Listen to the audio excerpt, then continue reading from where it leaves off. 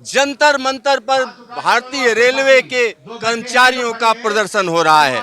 यह प्रदर्शन क्यों हो रहा है, इस पर बातचीत करने के लिए हमारे साथ शिव गोपाल मिश्रा जी हैं। आइए उन्हीं से सीधा बात करते हैं। मिश्रा जी, यहाँ पर रेलवे कर्मचारी इकट्ठा हैं, क्यों? आज रेलवे कर्मचारी नहीं, तमाम केंद्र सरकार के कर्मचारी भी जंतर मंतर पर आए हैं।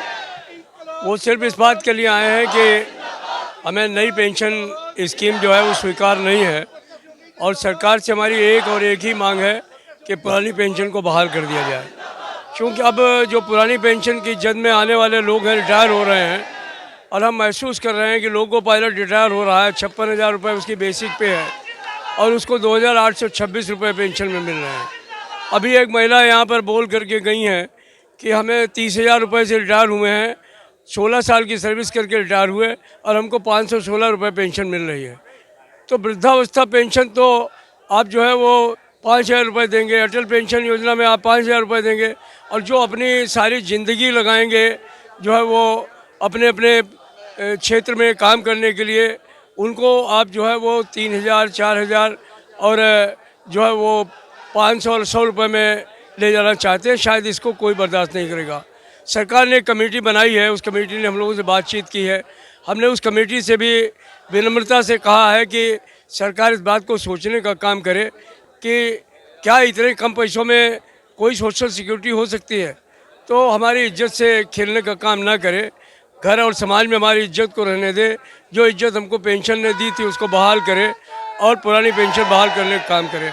हमें आशा है कि सरकार हमारी बात को मानेगी, अगर नहीं मानेगी तो आने वाले दिनों में बहुत बड़ा संघर्ष होने वाला है। जो पिछला प्रदर्शन था वो रेलवे प्रीमाइसेज में प्रदर्शन हो रहा था, और यहाँ पर आप जंतर मंतर पर आ गए हैं। आगे का क्या प्लान है? आगे का प्लान यही है कि अगले महीने में संसद घेरने का प्लान है। सारे हिंदुस्तान से लोग आएंगे। आज सिर्फ दिल्ली के लोग यहाँ पर हैं, और उस दिन कश्मीर से कन्याकुमारी तक के लोग होंगे, और बम्बई से लेकर के और कलकत्ते तक के लोग यहाँ पर आएंगे। तो लाखों की तादाद में लोग आने वाले हैं। हम आशा करते हैं कि सरकार जो है वो कुछ अच्छा फैसला ले, और माननीय मोदी जी के लिए तो अच्छा रहेगा कि 15 अगस्त को अगर वो लाल किले से इसका ऐलान करें तो ये उनके हित में भी होगा, उनकी पार्टी के हित में भी होगा, और हम सब तमाम कर्मचारियों के हित में भी होगा। सर, यहाँ पर अगर हम देखें तो कांग्रेस की जो सरकार, यानी कांग्रेस कहीं ना कहीं अलग अलग राज्यों में कह रही कि हम ओल्ड पेंशन स्कीम ला रहे हैं, तो राजनीतिक मुद्दा बनता चला जा रहा है। तो ऐसी स्थिति में क्या कोई पार्टी अगर आप लोगों को सपोर्ट करेगी तो आप उसके साथ जाएंगे?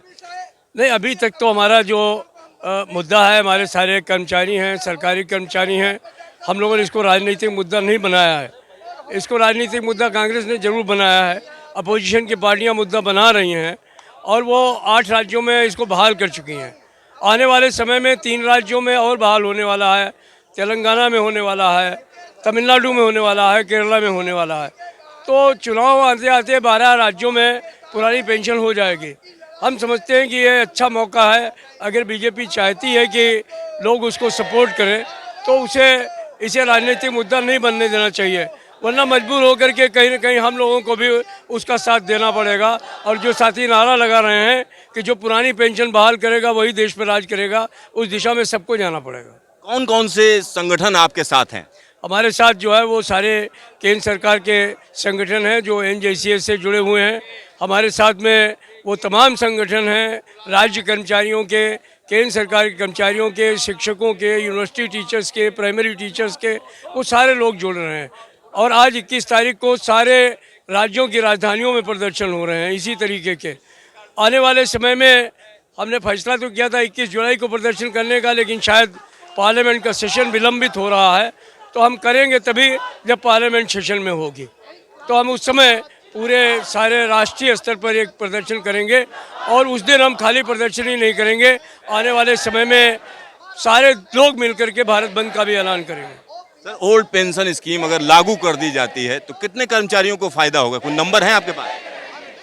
अगर हम खाली केंद्र सरकार की बात करें तो 22 लाख कर्मचारियों को लाभ होगा उसका, और अगर हम राज्य कर्मचारियों को भी जोड़ लें तो कम से कम 1 करोड़ लोगों इससे लाभान्वित होंगे। मतलब सरकारी खजाने पर बड़ा बोझ पड़ेगा, सरकार ये कहती है। सरकार के खजाने पर कोई बोझ नहीं पड़ेगा। ये उनकी बातें हैं। जब हमसे बात हुई है नेशनल काउंसिल JCM में हमने समझाने का प्रयास किया है कि इससे सरकारी खजाने पर कोई बोझ नहीं पड़ने वाला है। ये जो पैसा जो है वो गलत तरीके से इन्वेस्टमेंट हो रहा है, सरमाएदारों की झोली में जा रहा है। NSDL जैसी संस्थाएं उसका जो है वो एक तरीके से गमन कर रही हैं। हम सिर्फ उसी पे रोक लगा दें, उसी से ही हमको पुरानी पेंशन मिल जाने वाली है। आपका ढेर सारा धन्यवाद। धन्यवाद आपको। कैमरामैन हीरा मंडल के साथ सिद्धार्थ, न्यूज स्टेशन दिल्ली।